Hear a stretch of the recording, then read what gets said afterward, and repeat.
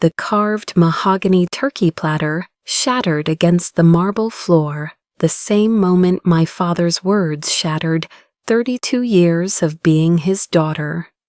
"Get out of my house, Sarah. You're no longer welcome at this table."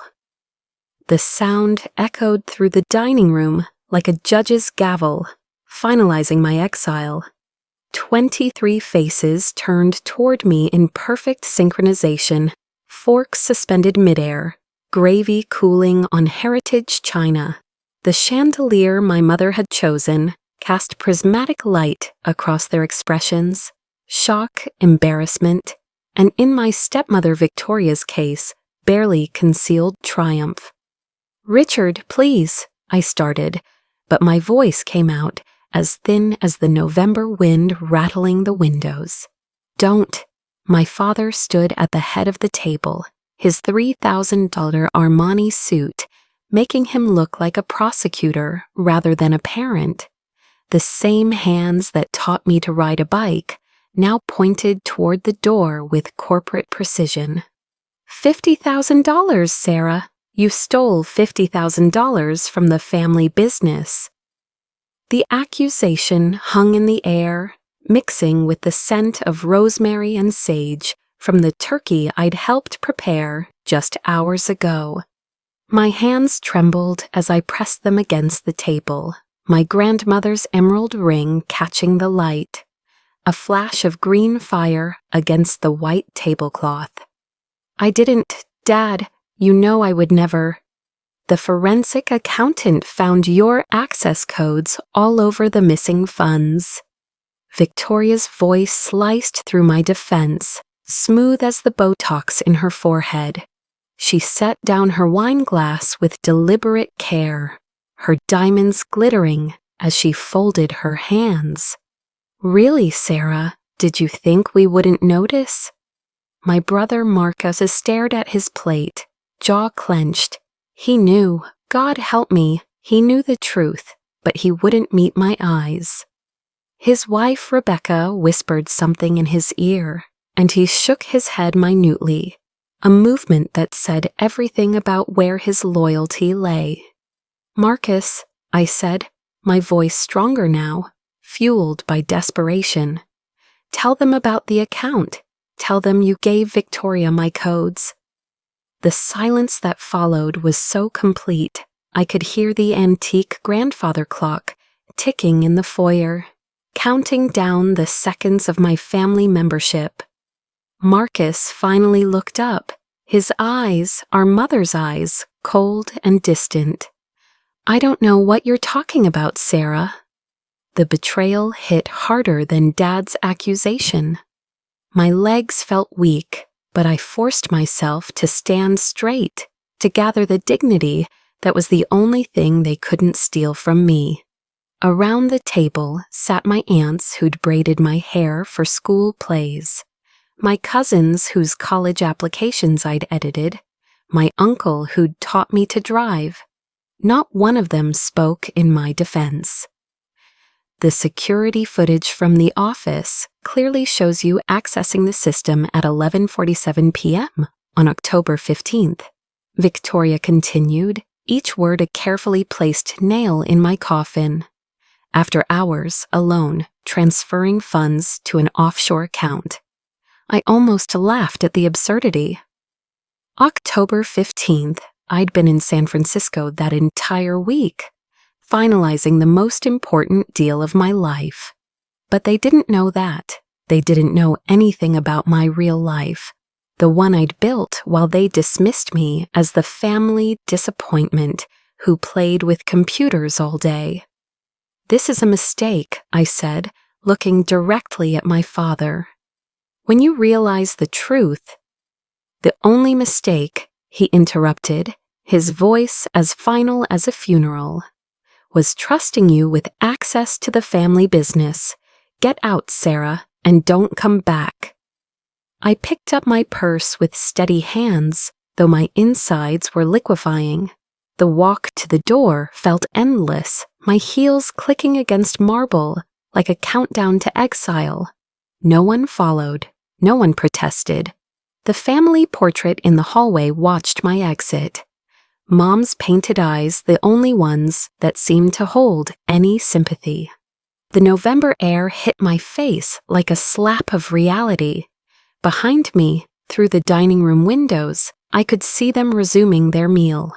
Someone laughed, probably at something Victoria said. The normalcy of it, the ease with which they erased me, was almost impressive in its cruelty. I sat in my Tesla, engine humming quietly in their circular driveway, watching them through the windows like a scene from someone else's life. My phone buzzed, my lawyer, confirming tomorrow's meeting about the neural flow acquisition. $94 million. The family inside was toasting with wine that cost less than I'd make in interest while they finished their pie. As I shifted into drive, my grandmother's ring caught the dashboard light, and I made a decision that would change everything, though they wouldn't know it for 3 more years. The drive from Connecticut to Manhattan that night was a blur of taillights and memories, each mile putting distance between who I'd been and who I was about to become. I'd made that drive so many times as a child, pressed against the window while Mom pointed out landmarks, but this time I was truly alone.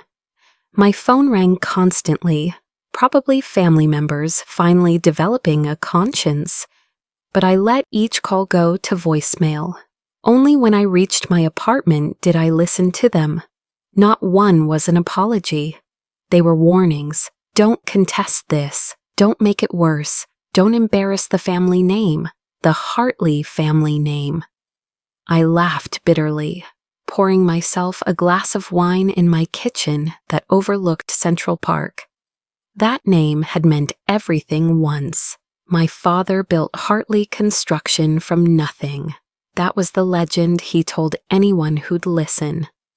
What he left out was that my mother, Elizabeth Morrison, was the one who kept the books, secured the loans, and charmed the clients while he laid foundations.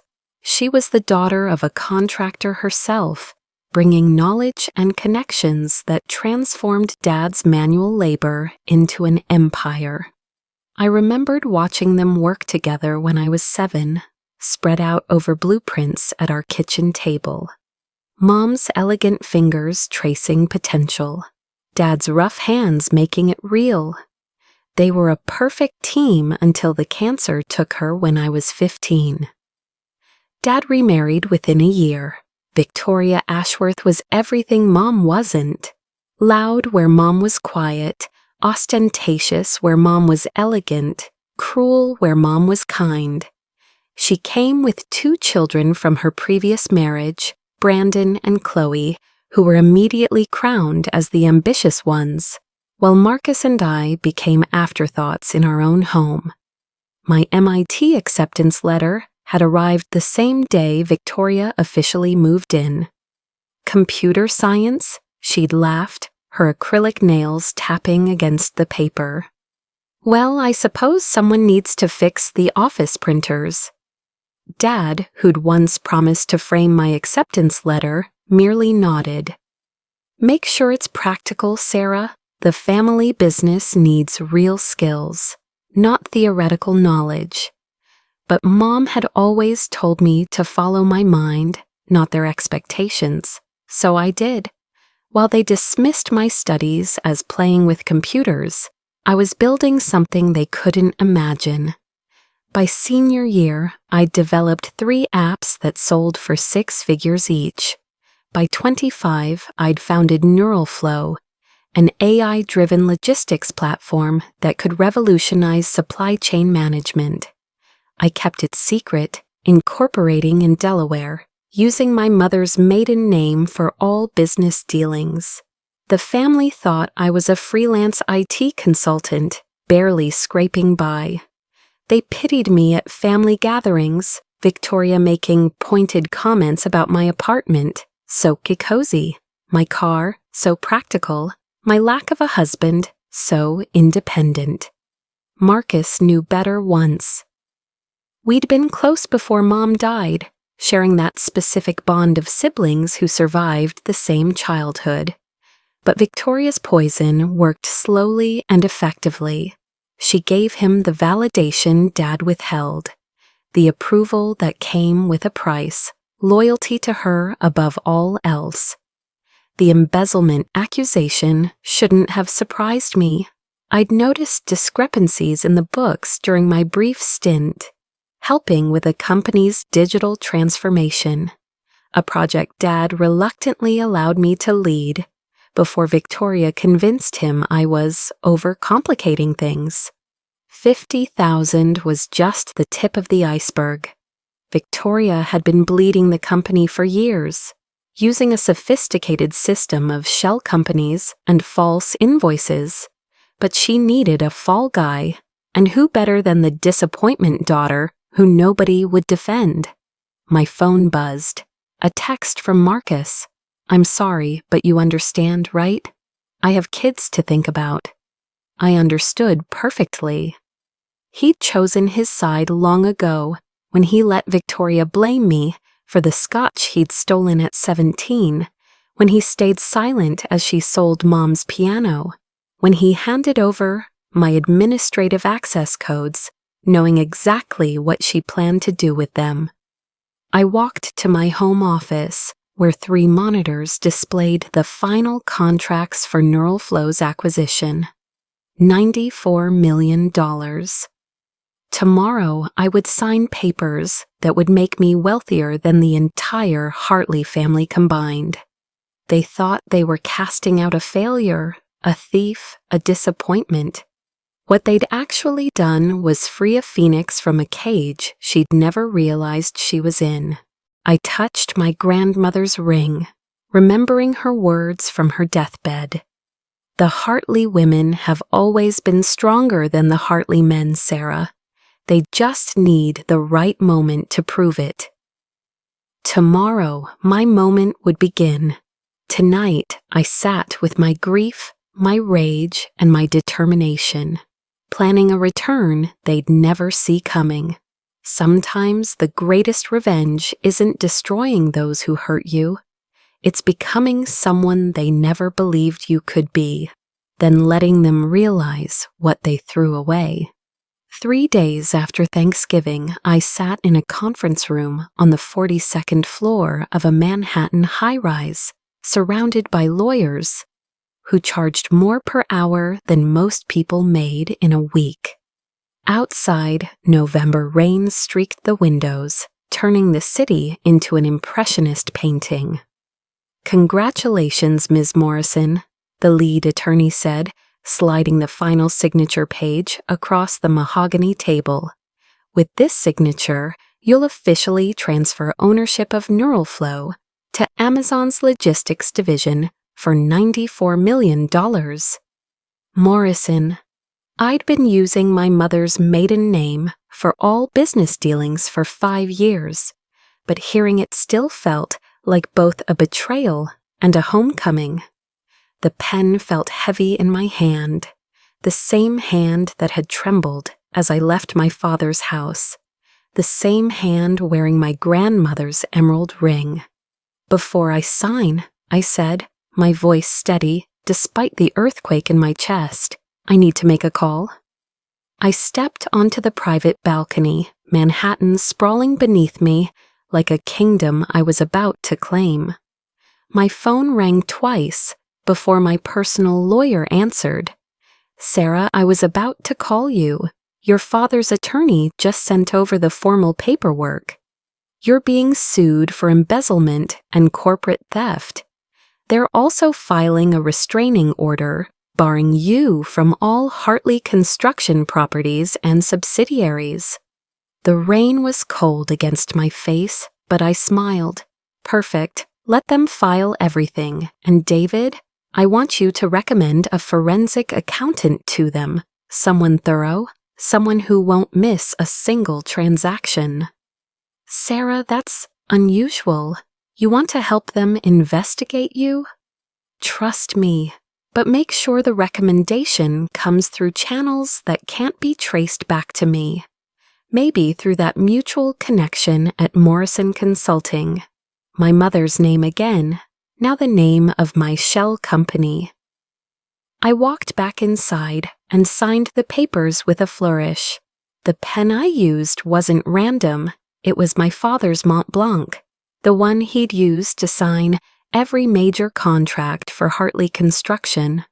I'd taken it from his desk that Thanksgiving night, while everyone was still eating dessert.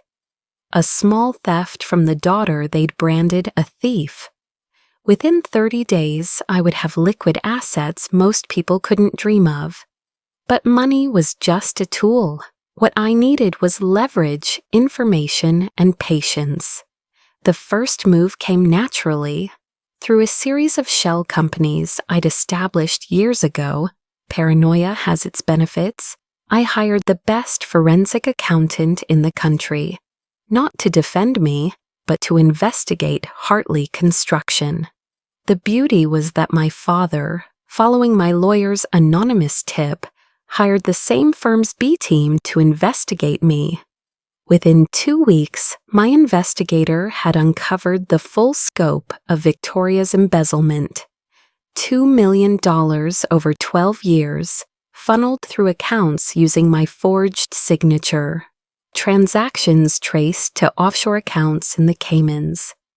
She'd been smart, but not smart enough to realize that blockchain technology had evolved past her understanding of financial crime. But I needed more than evidence. I needed an empire. Emerald Holdings was born on a rainy December afternoon. Incorporated in Delaware with ownership hidden behind 7 layers of legal entities. The name was my first act of poetry, my grandmother's ring, transformed into a corporate entity that would reclaim everything Victoria had stolen. The business plan was simple: become Hartley Construction's worst nightmare and best friend simultaneously. Compete for their contracts while quietly acquiring their dependencies. Strangle them with one hand while offering salvation with the other. My first acquisition was subtle, a small materials supplier in New Jersey that Hartley Construction had used for 20 years. The owner was retiring, his children uninterested in concrete and rebar. I paid cash, kept the management in place, and nobody knew the ownership had changed. The second and third acquisitions followed the same pattern. By January, I controlled 3 of Hartley's 5 major suppliers. They wouldn't know until I wanted them to know. But the masterstroke was the competing bids.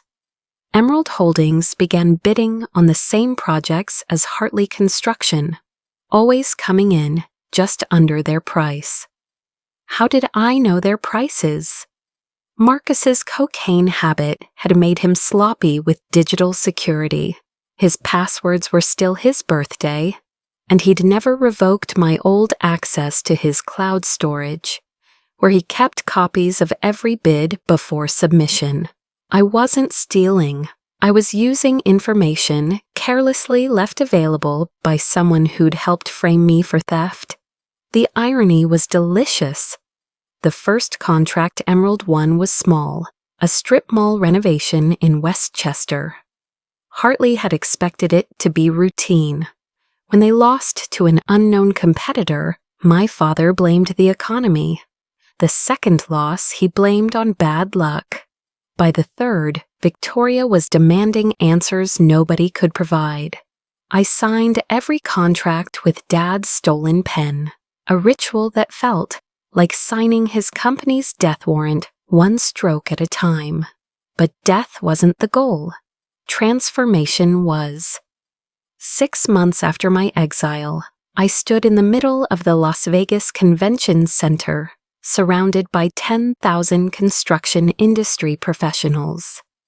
The International Builders Conference was my father's annual pilgrimage, where he renewed contracts, made deals, and reminded everyone that Hartley Construction was still a player.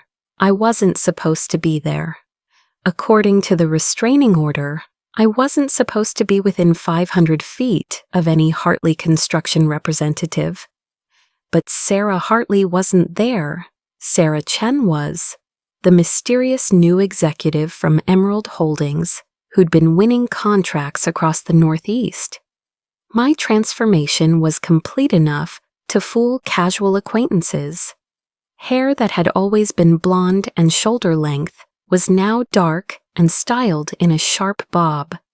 Designer glasses I didn't need changed the shape of my face. The confident stride in Louboutin heels replaced my usual sneaker soft walk. But the emerald ring remained, moved to my right hand, hidden in plain sight. Ms. Chen, Robert Delacroix, the biggest developer in the Northeast, extended his hand. "I've been hoping to meet you. Your proposal for the Hartford project was impressive." We were discussing timeline optimization when I felt the air change. That particular shift in atmosphere that happens when someone you've known your whole life enters your peripheral vision. Marcus. He was scanning the crowd, probably looking for Delacroix, the same man I was currently charming.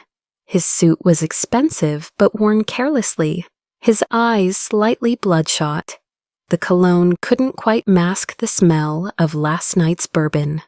Our eyes met across the convention floor.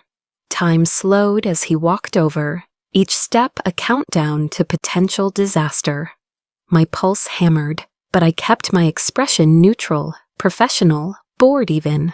"Sarah?" His voice was uncertain, suspicious. I tilted my head, letting confusion play across my features. "I'm sorry? It's Sharon, actually. Sharon Chen." "No, it's—" He stepped closer, studying my face. "Sarah, what the hell are you doing here?" Delacroix looked between us, intrigued. I couldn't afford to lose composure, not when I was this close to securing a $15 million contract. "I think you have me confused with someone else," I said, letting a hint of irritation color my voice. Then, with calculated risk, I added, "Though I did do some consulting work for a Sarah at Hartley Construction last year. IT systems, I believe. Is that who you mean?" The lie was perfect because it was partially true. I had done IT consulting for the company before Victoria had me fired from that role too. Marcus's eyes narrowed. "You're consulting now?" "Among other things." I turned back to Delacroix, dismissing Marcus with body language alone. "I apologize for the interruption. You were asking about our materials sourcing?" But Marcus wouldn't be dismissed. "Dad needs to know you're here." "Your dad?" I let out a small laugh. "I don't know who your father is, Mr. Hartley, Marcus Hartley." "Oh, Hartley Construction." I brightened with false recognition. "You're one of our competitors on the Hartford project. Well, may the best proposal win." I extended my hand for a professional shake, forcing him to either take it or look petty in front of Delacroix. He took it, his grip too tight, trying to establish dominance. "Stay away from our business, Sarah." "Sharon," I corrected mildly. "And I'm afraid I can't do that, free market and all. Though I did hear about that unfortunate situation with your former employee. Embezzlement, wasn't it? Such a shame when family businesses suffer internal theft." The barb hit. His face flushed, but before he could respond, Delacroix intervened. "Marcus, good to see you. I was just telling Ms. Chen here that we're planning to announce our decision on Hartford next week." "We've submitted a very competitive bid," Marcus said, trying to recover his footing. "I'm sure you have." Delacroix's smile was polite but dismissive. "If you'll excuse us, Ms. Chen and I have a meeting scheduled." As we walked away, I felt Marcus's stare burning into my back. He knew not everything but enough to be dangerous. I touched my grandmother's ring, a nervous habit that was becoming a tell I needed to control. Old boyfriend? Delacroix asked, amused. Something like that, I replied, then smoothly redirected the conversation to the Hartford Project's environmental requirements, something I knew Hartley's bid had overlooked. That night, from my hotel room, I watched Marcus's social media. He'd posted nothing about seeing me, which meant he was either planning something or drowning his suspicions in vodka. Knowing my brother, probably both. A text came through from a blocked number. "I know it's you." I deleted it and opened my laptop. Emerald Holdings had just won the Hartford project. Marcus would hear about it tomorrow, along with the news that his main concrete supplier had mysteriously terminated Hartley's contract.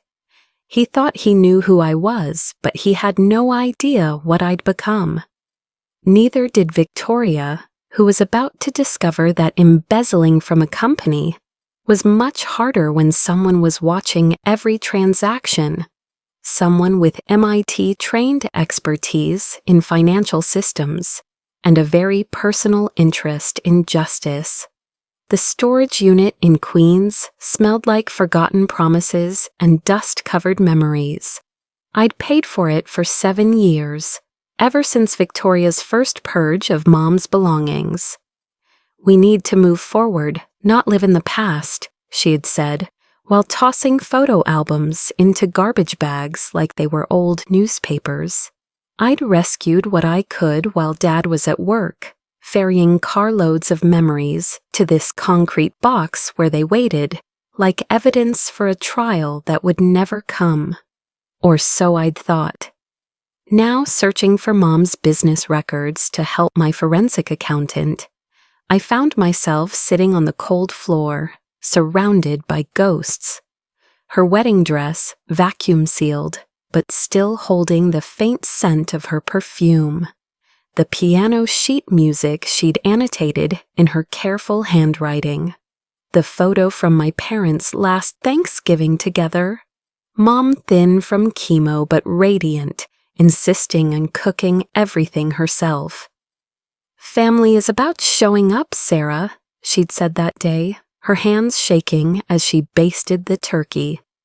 "Even when it's hard, especially when it's hard." I'd been 14, angry at the unfairness of her illness, wanting to skip the dinner entirely. But she'd pulled me into the kitchen, taught me her stuffing recipe, her hands guiding mine as we mixed bread and herbs.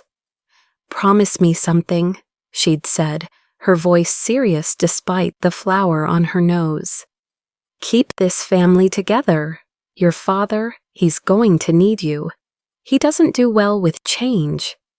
I'd promised. Of course I'd promised. You promise anything to a dying mother, even the impossible. The next item I pulled from the box stopped my breath. Mom's journal, the leather cover soft with age.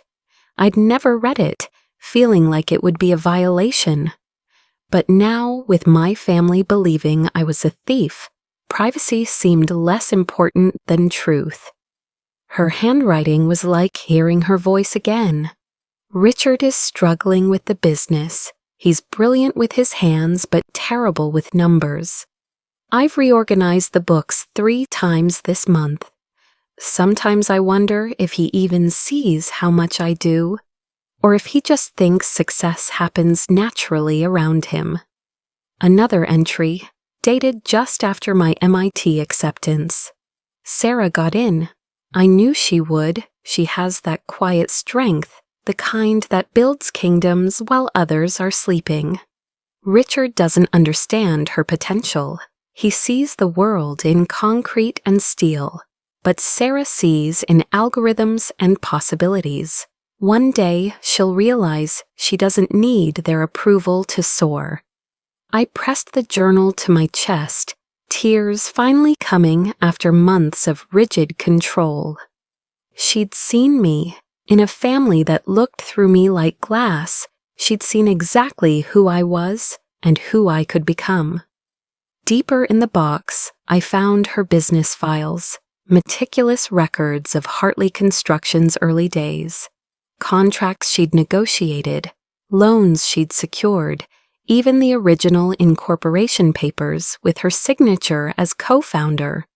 Victoria had erased this history, painted my father as a self-made man who'd built everything alone. But here was the truth in black and white. Elizabeth Morrison Hartley had been the backbone of the empire they now used to cast me out. A sketch fell from between the pages, Mom's drawing of my grandmother's ring, the emerald surrounded by detailed notes about its history. Below, in her careful script, "This will go to Sarah when Mother passes. May it remind her that Hartley women are stronger than Hartley men. We've always been the ones who built things that last, even when the men took credit. Sarah will understand this one day, when she stops trying to earn their love and starts claiming her own power." I slipped the ring off, studying it in the fluorescent light of the storage unit. 4 generations of women had worn it through wars, depressions, divorces, and deaths. It had survived everything, just like we had. Another document caught my eye, a business plan my mother had written but never executed. A construction company that prioritized sustainable building, employee ownership, and technological innovation. Morrison Hartley Construction was written at the top, then crossed out and replaced with just Hartley Construction in my father's handwriting. She'd had a vision he'd reduced to something smaller, safer, more traditional, but her vision hadn't died. It had just waited, dormant in a storage unit in Queens, for her daughter to find it. I photographed every page, every document, every piece of evidence that Victoria had tried to bury. My mother hadn't just been erased from the company history, she'd been erased from the family story entirely, replaced by a narrative that made my father the hero and Victoria his savior from the tragedy of his first wife's death. But truth has a way of surfacing, even when buried under years of lies. I sat in that storage unit until dawn, reading my mother's words, understanding finally that my revenge wasn't just personal. It was a restoration. I wasn't destroying the family business, I was reclaiming what had always belonged to the Morrison women who'd built it. Victoria thought she'd married into power, but she'd only married into the facade. The real power had always run through the women's line, through the careful hands that balanced books, and the sharp minds that saw potential where others saw problems. I slipped the ring back on, its weight familiar and right.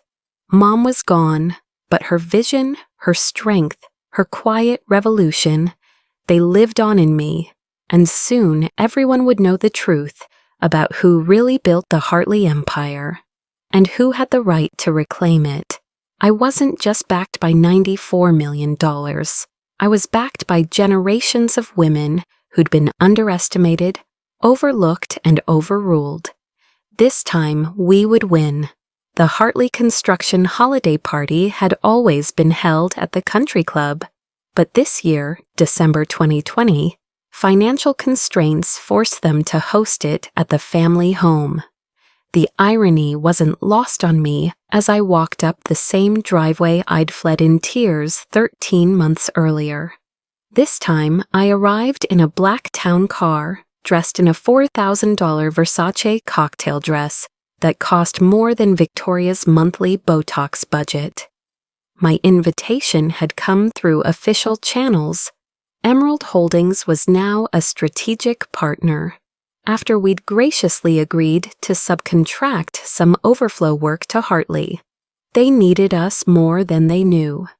"Ms. Chen, welcome," my father greeted me at the door, no recognition in his eyes. The man who'd taught me to tie my shoes couldn't see his own daughter standing 3 feet away. We're so pleased Emerald Holdings could join us. The house had been transformed into a corporate entertainment space, all traces of family warmth replaced by strategic positioning of company awards and photos of successful projects. Mom's chandelier still hung in the dining room, but her portrait had been replaced by a massive Hartley Construction logo. "Richard, who's this?" Victoria appeared, dripping in diamonds that I now knew had been purchased with embezzled funds. Her eyes swept over me with the calculating gaze of a predator assessing threat level. "Sharon Chen from Emerald Holdings." I extended my hand, noting the microscopic flinch when she heard my company's name. We'd been winning too many contracts for her comfort. "You look familiar," she said, still holding my hand, studying my face. "Have we met before?" "I get that a lot," I smiled. Common face, I suppose.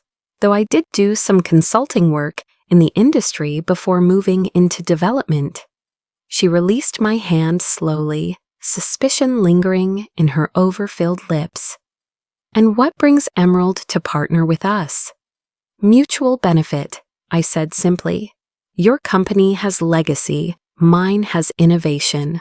Together, we bridge old and new." My father laughed, the bourbon already thick in his voice. "Innovation, that's what my daughter always harped on about. Computers this, digital that. Never understood that construction is about." "Tradition," Victoria interrupted, shooting him a warning look. "Real things, not virtual nonsense." I sipped my champagne to hide my smile. If only they knew their largest competitor was built entirely on the virtual nonsense they dismissed.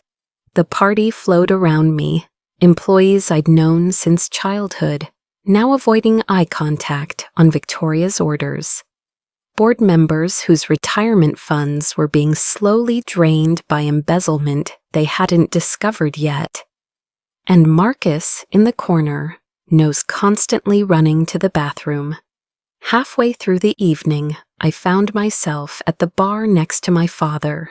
He was staring at my grandmother's ring, his eyes unfocused but intense. "That ring," he said suddenly, "it's unusual." My pulse spiked, but I kept my voice level. "Family heirloom. My grandmother was in construction, actually, back when women weren't welcome. I wear it for strength." He laughed bitterly. "Women in construction. My first wife thought she could do it all. Books, contracts, even tried to tell me how to pour foundation once." His voice softened. "She was right, usually, about most things." "She sounds remarkable," I said carefully. "She was." He took another drink. "Nothing's been the same since, well, my current wife tries, but she doesn't have Elizabeth's touch with the numbers, though she did catch that embezzlement last year. My own daughter stealing from us. Can you imagine?" "Families are complicated," I offered, watching him sway slightly. "You know what the worst part was? He was drunk enough to be honest now. Sarah was always the smart one, MIT for Christ's sake. But she wanted to change everything, modernize everything, didn't respect what I'd built." "What you'd built." I couldn't help myself. "Just you," he waved dismissively. "Well, Elizabeth helped in the early days, but I was the one out there in the cold, laying foundation, making it real." The revision of history was so complete, he believed it himself. I excused myself before I said something that would blow my cover. I was photographing documents in his home office. He'd left it unlocked, another bourbon casualty, when Victoria found me. "Looking for something specific?" Her voice was silk over steel. I held up my phone, showing a photo of an award on the wall. I was admiring this. We're submitting for the same excellence award this year. Wanted to see what we're up against. She moved closer, and I smelled wine and desperation. You know, Sharon, I think we could help each other. Oh? Between us businesswomen, she said, touching my arm conspiratorially. Sometimes you need to be creative with the books, especially when you're dealing with old-fashioned men who don't understand modern business. I kept my expression neutral. Creative how? She pulled out her phone, showing me a spreadsheet. Simple adjustments, moving money through the right channels. The IRS doesn't need to know everything, and neither do the boards. That sounds like embezzlement, I said carefully. That sounds like smart business, she corrected. For instance, that employee we had to fire last year, Sarah, she was sloppy, got caught. But if she'd been smarter about it. She went on to detail exactly how she'd framed me, thinking she was talking to a potential co-conspirator. My phone, tucked in my purse, recorded every word. I should go, I said finally. This is a lot to think about. Think fast, Victoria said. Hartley Construction needs friends right now. We've had some setbacks, lost some contracts. Having Emerald as a true partner could benefit us both. As I left, Marcus intercepted me at the door, pupils dilated, jaw clenched. I know who you are, he hissed, grabbing my arm. Security was already moving toward us. I smiled sweetly. Mr. Hartley, you're drunk. Please let go. You're destroying us, he said, loud enough for others to hear. Taking our contracts, our suppliers. That's business, I replied, removing his hand. Maybe if you spent less time in the bathroom and more time on your proposals, you'd win more bids. The insult landed. He stepped back, and I saw the moment he realized I knew about the cocaine. I left that party with everything I needed. Victoria's confession, evidence of Marcus's drug use, affecting the business, and confirmation that my father had completely revised history to erase my mother's contributions. The game was almost over. They just didn't know it yet.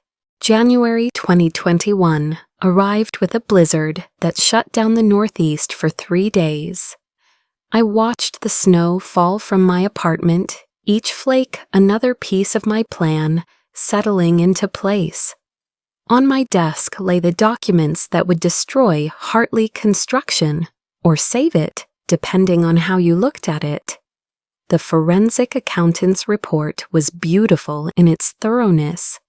$2 million in embezzlement over 12 years, every transaction traced, every forged signature authenticated, every offshore account exposed.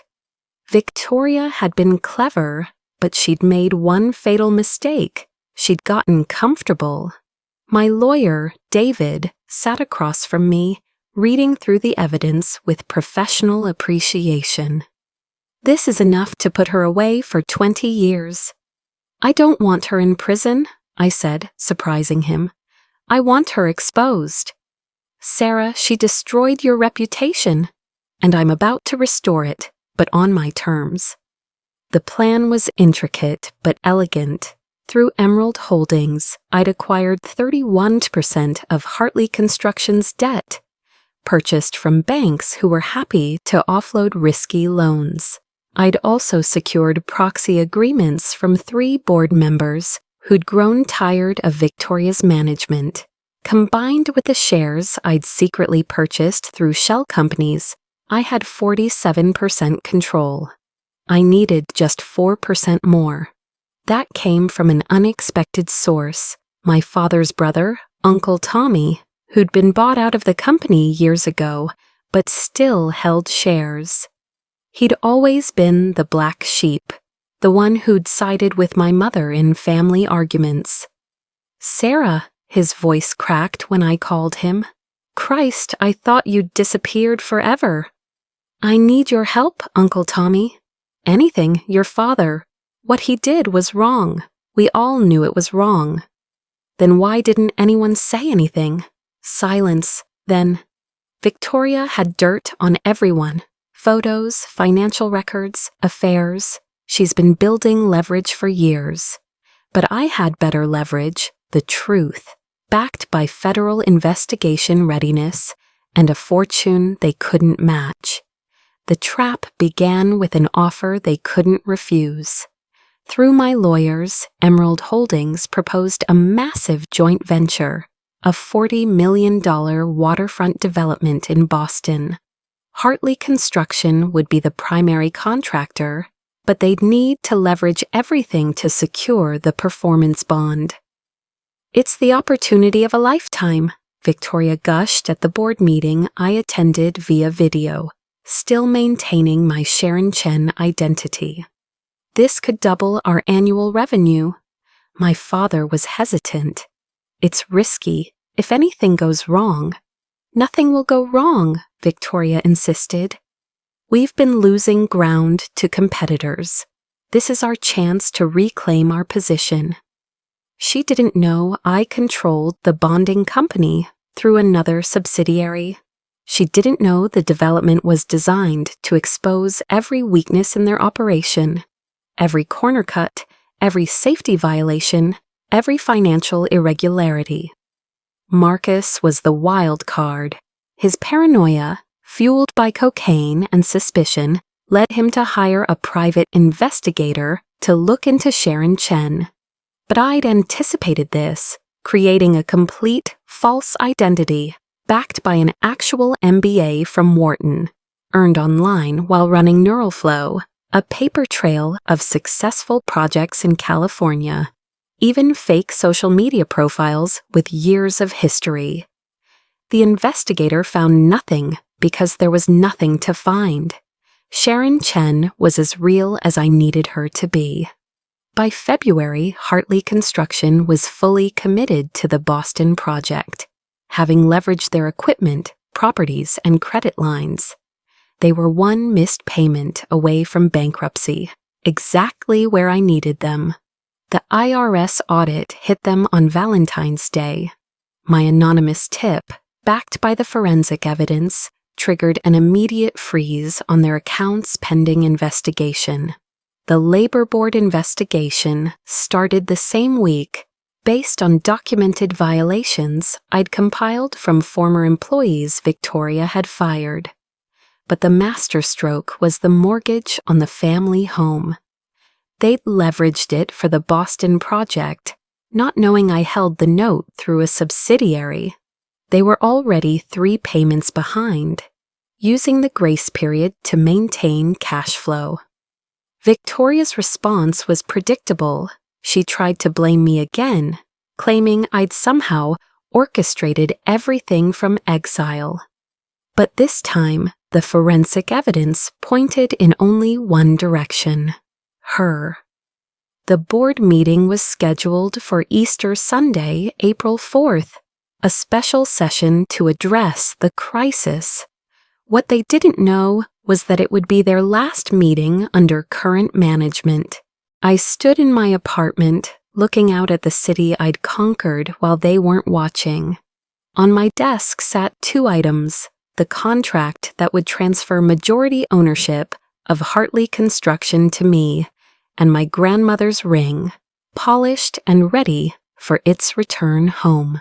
The final piece clicked into place when Marcus was arrested for possession with intent to distribute.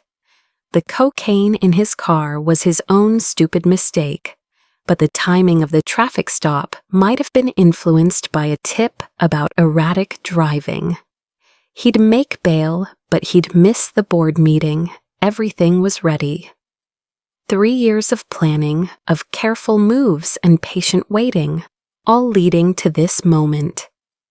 The family that had cast me out was about to learn that the daughter they'd thrown away had become the only one capable of saving them or destroying them. The choice would be theirs, but the power was finally mine. Easter Sunday arrived with unseasonable warmth, the kind of false spring that makes you forget winter isn't really over. The family had gathered at the house for their traditional dinner, unaware that their emergency board meeting would be crashed by an uninvited guest. I didn't walk through the front door this time. Instead, my face appeared on the 70-inch television in their living room. The Zoom link I'd sent to the board members, connecting me to their crisis session. "Good morning," I said, my voice filling the room where I'd been banished. "I'm Sarah Hartley, CEO of Emerald Holdings.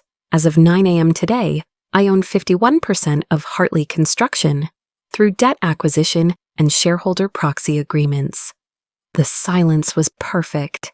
20 faces turned toward the screen in synchronized shock, their Easter dinner forgotten. My father's face went from confusion to recognition to a shade of purple I'd only seen once before, the day he'd banished me. "This is impossible," he stammered. "You're Sharon Chen. Wait, no, you're—" "Sarah, what have you done?" "I've done what you taught me, Dad. I've made a smart business decision."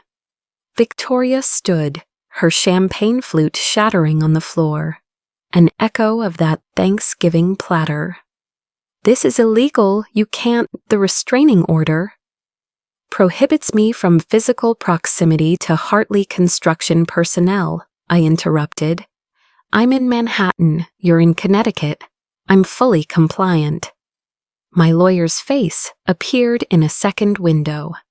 "I can confirm that all acquisitions were legal and properly documented. Ms. Hartley has followed all regulations to the letter."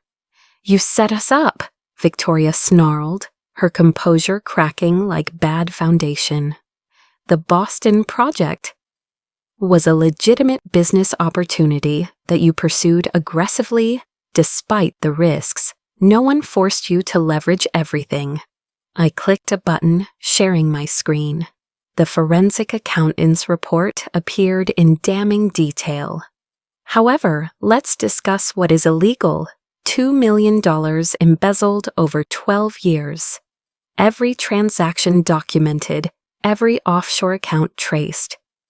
Victoria's face went white beneath her tan. "That was Sarah."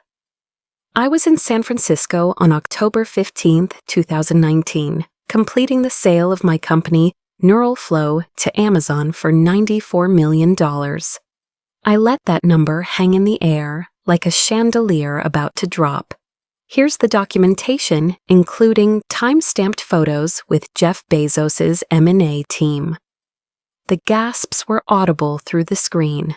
My father sank into his chair. "Furthermore," I continued, "here's video evidence from your own security system, showing Marcus providing Victoria with my administrative access codes on October 10th. The footage played, Marcus in the office, clearly visible, handing Victoria a paper with my passwords. "She'll never know," his recorded voice said. "Sarah barely comes to the office anymore." Marcus, who'd made bail just that morning, lunged toward the screen. "You bitch, you've been planning this." "For 3 years," I confirmed. "Ever since you let Victoria frame me for her crimes, and Dad threw me out like garbage." "Miss Hartley," one of the board members interrupted, "what are your intentions regarding the company?" This was the moment I'd visualized 1,000 times. Hartley Construction is 6 months from bankruptcy. The IRS has frozen your accounts. The Labor Board is investigating multiple violations. Your credit lines are maxed, your contracts are being canceled, and your reputation is in ruins. I paused, letting them absorb the full scope of their destruction. But I'm not here to destroy Hartley Construction. I'm here to save it from the family that's been destroying it for years. Another click. A new presentation appeared.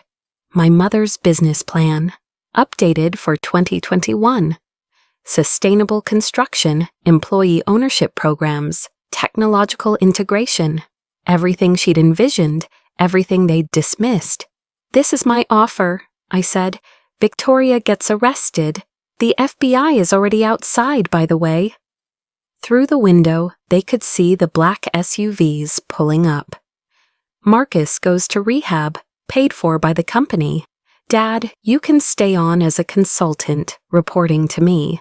The board members who enabled Victoria's embezzlement will resign, and we rebuild Hartley Construction into what it should have been, what my mother envisioned before you erased her from its history." "You can't do this," my father said, but his voice had lost its authority. "I'm your father." "No," I cut him off. "You made it very clear on Thanksgiving that I wasn't your daughter. I'm just a businesswoman who saw an opportunity." Victoria tried to run, but the FBI agents were already at the door. The scene descended into chaos, screaming accusations, Marcus sobbing that it wasn't fair, my father sitting in stunned silence as his empire changed hands in front of his eyes. "One more thing," I added, my voice cutting through the noise. "The family home. I hold the mortgage through a subsidiary. You're welcome to keep living there as my tenants. First month's rent is waived. Consider it a family discount." The last thing I saw before ending the call was my father's face, finally understanding that the daughter he'd underestimated, dismissed, and discarded had just executed the most elegant hostile takeover in the company's history. And I'd done it all without setting foot in the house that had cast me out. The forensic audit took 3 months and revealed damage worse than even I had imagined. Victoria hadn't just stolen $2 million, she'd also hidden massive debt, falsified safety inspections, and bribed officials. Hartley Construction wasn't 6 months from bankruptcy, it was 6 weeks. I moved fast. The arrest had been public, violent, and undignified, Victoria screaming about persecution as the FBI led her away in handcuffs, her Botox-frozen face finally showing cracks of genuine emotion. The news coverage was brutal. Construction empire built on lies, family business destroyed by family greed, the woman who stole Christmas and everything else. But I didn't gloat. The Monday after Easter, I walked into Hartley Construction's offices for the first time in 3 years. The receptionist, Maria, who'd worked there since Mom was alive, burst into tears when she saw me. "Ms. Sarah, we knew it wasn't you. We all knew. Why didn't anyone say anything?" She looked down. "Mrs. Victoria." She had ways of keeping people quiet. I spent the first week interviewing every employee, learning who'd been complicit and who'd been coerced. The complicit were fired. The coerced were offered redemption and stock options in the restructured company. Maria became head of human resources. Marcus's intervention was harder. He showed up at the office on day 3, sweating through withdrawal, begging for another chance. "You let her frame me," I said, not looking up from the contracts I was reviewing. I was high, I was scared. She said she'd tell Dad about the cocaine, the stealing, the affairs. I finally looked at him. "Marcus, you chose your addictions over your sister. Live with that." But then I remembered Mom's words about family showing up when it's hard, and I softened slightly. Rehab, 90 days inpatient, followed by a year of outpatient. You come back clean and sober, you can have a job in the warehouse. Entry level. You work your way up like everyone else. That's humiliating. That's redemption. Take it or leave it. He took it. The conversation with my father was the hardest. He came to my office, formerly his office, on a Thursday afternoon, looking older than his 70 years. "I don't know what to say," he began. "Then listen," I replied, pulling out Mom's journal. I read him her entries about building the company together, about her dreams for it, about her pride in both of us. He cried. Richard Hartley, who hadn't shed a tear at Mom's funeral, sobbed like a child. In the office he'd built on the foundation of her erasure.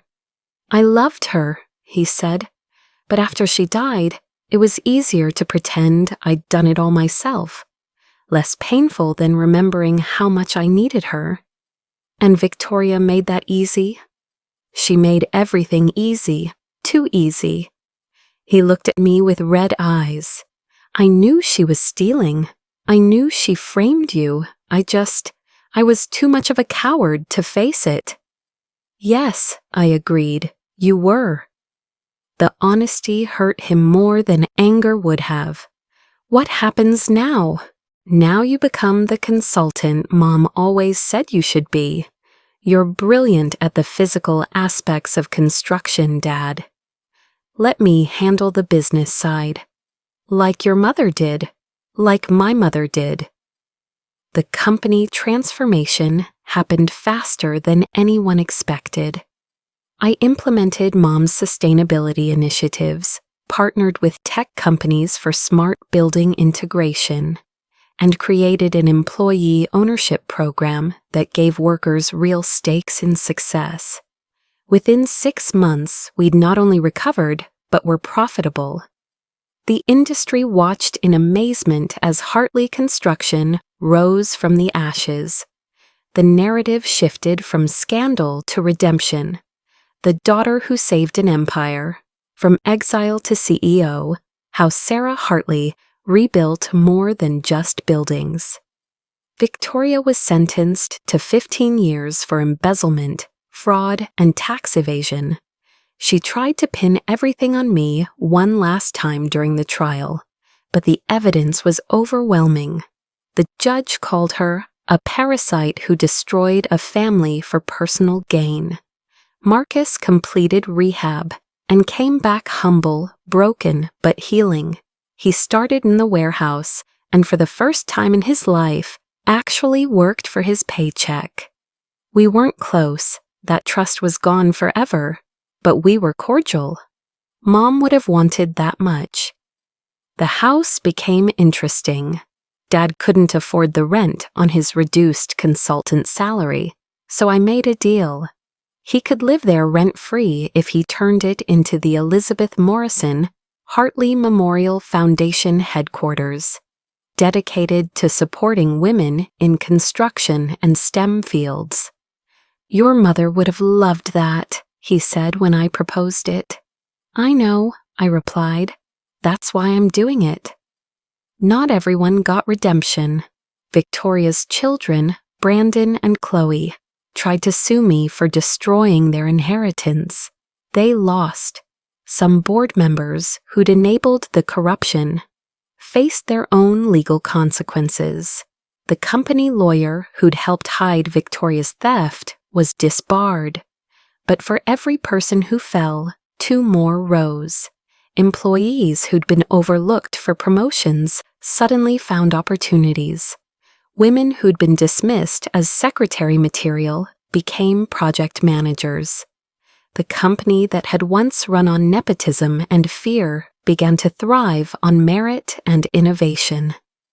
I kept my grandmother's ring on my right hand, where it had been during my exile, but now I wore it openly, proudly, a reminder that Hartley women had always been the backbone of this empire. We just hadn't always gotten the credit. Thanksgiving 2021 arrived with the same crisp air and golden light as that day 2 years ago when my world shattered. But this time I stood at the head of the mahogany table, carving knife in hand, looking at faces that had once turned away from me in silence. The gathering was different now. The massive table that had once hosted only family was surrounded by a mixture of blood and chosen family. Maria sat where Victoria once had. 3 junior employees who'd shown exceptional promise during the restructuring were there with their families. Marcus, 8 months sober, sat quietly next to his sponsor, and at the far end, my father, no longer at the head, but seemingly at peace with his new position. "Before we eat," I said, raising my glass, "I want to share something." I pulled out Mom's journal, finding the entry I'd bookmarked. November 23rd, 1995. Tonight, Sarah helped me cook her first Thanksgiving dinner. She's only 10, but she insisted on making the stuffing herself. It was terrible. She forgot the salt and added too much sage. But she was so proud, and Richard ate 3 helpings just to see her smile. This is what family is, not perfection, but presence. Not performance, but persistence. We show up for each other, especially when the recipe goes wrong. Chuckles around the table. Marcus actually smiled. A real smile, not the cocaine-bright grin I'd grown used to. 2 years ago, I continued, I was banished from this table for a crime I didn't commit. The stuffing I'd made that day went uneaten. The family I'd tried to hold together turned their backs. And in that moment of exile, I thought our family recipe was ruined forever. Dad shifted in his seat, but maintained eye contact. Progress from the man who once couldn't look at me. But Mom taught me that when a recipe goes wrong, you don't throw away the whole kitchen. You figure out what went bad. I glanced at the empty chair where Victoria used to sit. You remove it, and you start again. You add new ingredients. I smiled at Maria and the young employees. You adjust the seasoning, a nod to Marcus, and sometimes you realize the original recipe needed updating anyway. I picked up the carving knife, its weight familiar in my hand. 2 years ago, a platter shattered on this floor along with my place in this family. Today, Dad stood suddenly, and for a moment, the old fear spiked through me. But he walked to the sideboard and returned with a new turkey platter, identical to the one that had broken, but somehow brighter, less scarred by years of use. "I thought we might need this," he said quietly. The same words he'd said when he'd first apologized properly 3 months ago. To start fresh. I set the turkey on the new platter, my grandmother's ring catching the light from the same chandelier that had witnessed my humiliation. But this time, the green fire in the emerald didn't reflect tears. It reflected something harder won and more valuable, peace. "Mr. Hartley," one of the young employees ventured, "is it true the company was worth $94 million when you sold it?" The table went quiet. This was the question everyone wondered about, but no one dared ask.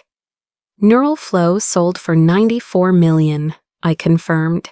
But I didn't use that money to destroy Hartley Construction. I used it to save what was worth saving. The foundation my mother built, the jobs of good people, the potential that was always there under the corruption." "Why?" Marcus asked, the question he'd been holding for months. "You could have walked away, started fresh anywhere." I looked at him, at Dad, at the portrait of Mom I'd hung in the dining room despite Dad's initial protests. Because Mom asked me to keep this family together, it just took me a while to understand that sometimes keeping something together means taking it apart first and rebuilding it correctly. "Your mother would be proud," Dad said, his voice thick. "She would be," I agreed. "But not because I won. She'd be proud because I chose to show up even when it was hard, especially when it was hard." We went around the table then, each person sharing what they were grateful for, real gratitude, not the performed kind that had characterized our family gatherings before. Maria was grateful for second chances, Marcus for sobriety and support, Dad for forgiveness he knew he didn't deserve, the young employees for opportunity in an industry that often favored connections over capability. When it came to me, I stood again, raising my glass one more time. "I'm grateful for the exile," I said, surprising everyone, "because it taught me the difference between the family you're born into and the family you build." Tonight, at this table, we have both. We have people who chose to be here, who earned their place through merit and loyalty, not blood or marriage. I touched my grandmother's ring, feeling the weight of 4 generations of Hartley women who'd fought their own battles, won their own wars, mostly in silence and shadow. "To Mom," I said, "who taught me that the best revenge isn't destroying those who hurt you. It's becoming someone they never thought you could be, then offering them the grace they denied you." "To Elizabeth," my father echoed, and for the first time since her death, said her name without flinching. "To Elizabeth," the table repeated, even those who'd never met her, understanding that her spirit had engineered this redemption. As I carved the turkey, surrounded by the salvaged pieces of my broken and rebuilt family, I thought about that night 2 years ago when I'd sat in my car, exiled and alone, watching them continue dinner without me. I'd returned not as the daughter begging for acceptance, but as the woman who'd found her worth beyond their measurements. The empire they'd built on exclusion and lies had fallen. The one we were building on inclusion and truth was just beginning. And somewhere I knew Mom was watching, proud not of the revenge I'd taken, but of the grace I'd chosen. Some would say I'd won everything, the company, the money, the power, but standing there, serving turkey to my former employees turned partners, my broken brother working toward wholeness, my diminished father learning humility, I knew the truth. We'd all lost something in the shattering. But in the rebuilding, we'd found something better. Not the family we'd pretended to be, but the family we could become when the pretense finally fell away. Sometimes the most powerful revenge stories aren't about destroying your enemies. They're about becoming who you were meant to be despite them. If this story of redemption and rebuilding resonated with you, remember that your worth was never determined by those who couldn't see it. Like Sarah, you might discover that the best revenge is success paired with grace, and that sometimes the family that rejected you was just making room for the empire you were meant to build.